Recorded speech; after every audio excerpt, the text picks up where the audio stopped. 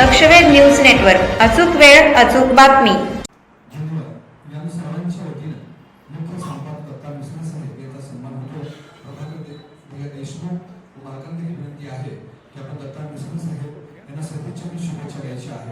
गेली 7 वर्ष सातत्याने सत्याचा पाठपुरावा केला. सन्माननीय दत्ता मिश्रा साहेब यांच्या ठिकाणी येथील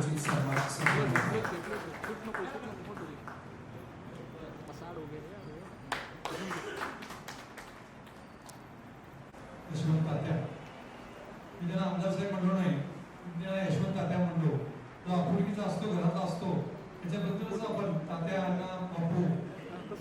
माझ्यापेक्षा माझं त्याचं वय जवळ सेम असेल, परंतु आपुलकीने वाटतं की तात्या म्हणावं, म्हणून मी त्यांना तात्या म्हणलो. सगळे असलतबाई आहेत, सगळे मान्यवर आहेत, त्या सगळ्यांना मी या ठिकाणी स्वागत करतो. प्रथमतः वर्धापन दिनाच्या शुभेच्छा देतो. आजचा कौटुंबिक सोहळा आहे. तालुक्यामधील काही मोजकीच लोक या ठिकाणी आहेत, पण जी आहेत ती पुरेशी आहेत असं मला वाटतं. विनाकारण गर्दी करण्यापेक्षा जे आहे ती पुरेशी आहेत. माझा प्रॉब्लेम काय झाला साहेब की मी पोलीस स्टेशनला एकटाच बसतो. माझ्याकडे लोक येतात, बसून जातात, पण मला असं कुठं गप्पा मारत कौटुंबिक सोहळ्याला, माझं गाव कोल्हापूर आहे, मला कौटुंबिक सोहळ्याला जायला खूप आवडतं. पण कुठं जायचं मी गेलो तर प्रॉब्लेम एक प्रमुख पाहुणा किंवा माझ्यावर कोण बोलत नाही.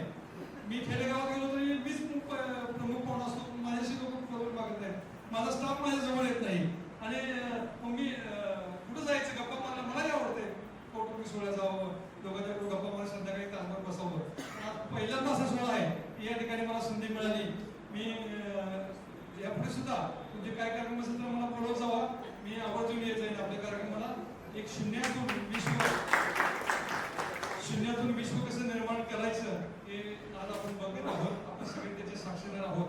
6 वर्ष किंवा 7 वर्ष हा छोटा कालावधी नाही, पण सगळ्यात त्यांनी महत्वाचं त्यांच्या प्रास्ताविकामध्ये बोलले ते फार महत्वाचं आहे की महाराष्ट्रामध्ये सध्या जी पत्रकारिता चाललेली आहे, आपण म्हणायचं की हा आमदार असा, तो आमदार तसा, हा सरकारी अधिकारी असा, पण याच्या पाठीमागे तपश्चर्या असते. एक आमदारासाठी 4-4, 5-5 लाख लोकांचा तो प्रतिनिधी असतो. त्याला त्यासाठी खूप गमवावं लागतं. कौटुंबिक सुख असो, बाकी सगळ्या अडचणी असतात, त्यातून ते संघर्ष करून आमदार झाले असतात. आणि कोणतरी त्याच्या विरुद्ध घडलं बघतो की बरोबर नाही, की त्याचा कुठेतरी विचार होणं गरजेचं आहे. आता त्यांनी स्वतः पत्रकारांनी हा विषय म्हटला, आम्हाला खूप भाव आम्ही 35 वर्ष माझ्या आता नोकरी झाली आहे. आणि कोणतरी मला म्हणे की तुम्ही इथे पैसे घेतले, तिथे पैसे घेतले. कशाला ते पैसे घेईन मी? 35 वर्षाची माझी नोकरी आहे. माझ्या नोकरीमध्ये मी कायम बसला असं प्रत्येक करायलाच का नाही करणार. आम्ही साहित्यिक नाही, परंतु आम्ही वाचन करणारे लोक आहोत. आम्ही जुने शिकलेले लोक आहोत. आम्हाला हे थिल्लरपणा नाही पसंत. पण ठीक आहे, समाजाबरोबर चालायचं आहे. परंतु त्यांनीच आता गोष्ट उचलली. मला त्याचा 100% पाठिंबा आहे की कुणाच्याही इज्जतीशी किंवा कुणाच्या कौटुंबिक बाबीशी तुम्ही खेळू नका. तुम्ही राजकारण करा, तुम्ही अधिकाऱ्याच्याकडे कामाची अपेक्षा करा, अधिकारी सोडतील. मोहोळ तालुक्याला अधिकारी येणार नाही असं व्हायला नाही पाहिजे. मोहोळ तालुका लोकांना वॉन्टेड मध्ये असला पाहिजे. सरकारी अधिकारी म्हटलं पाहिजे. आता मी सांगतो की मला इथं कुंपण्याला कशाला तुम्ही चालले तिकडे, पण मी आता सगळ्यांना म्हणतो, परवा एक अपघात झाला, उरळी कांचनच्या 10-15 महिला होत्या तिथं. आता अपघात झाल्यापर्यंत ती पब्लिक गोळा झाला मदत करण्याच्या हेतून, पण ते सगळे घाबरले. ते पोलीस स्टेशनला आले, कुणाला बीपी वाढला, काही महिलांना त्रास सुरू झाला. मी म्हणलं अरे नाही, तुम्ही समजलं तर हा तसा आमचा तालुका नाही. मी समजतो बाहेर होतो त्यावेळी, आता मी आतमध्ये मध्ये आहे, असं काही समजायचं कारण नाही. खूप लोक इथे चांगले आहेत. मग मी त्यांना गाडी करून दिली, औषधोपचार दिला, जेवण घातलं. आणि उरळी कांचनला गेल्यानंतर 5 वाजता मला त्याचा फोन आला की साहेब आम्ही सुखरूप. आज सकाळी तो माणूस आला, अपघात झाला, त्याच्या गुन्हा दाखल झाला सगळं, पण तो सकाळी 11 वाजता मला धन्यवाद देऊन गेला की साहेब मोळ विषयी आमचं मत बदललं.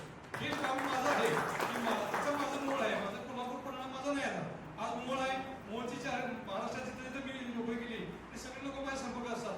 मी त्यांना सांगतो अरे तुम्ही मोहळा थांबा, आमचं जेवण जेवून जावा.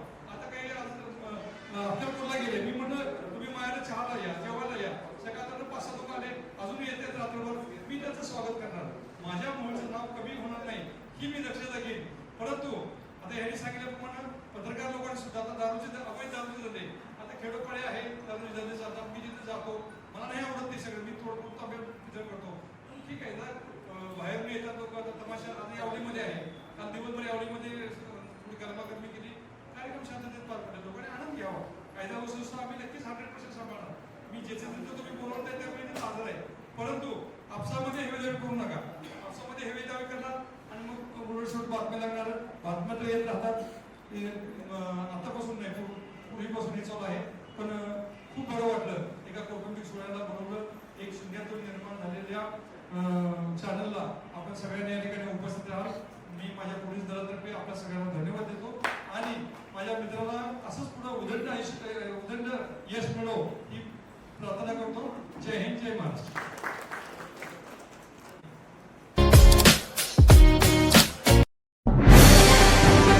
आजच आपल्या लक्षवेध न्यूज नेटवर्क या चॅनलला सबस्क्राईब करा, व्हिडिओला लाईक करा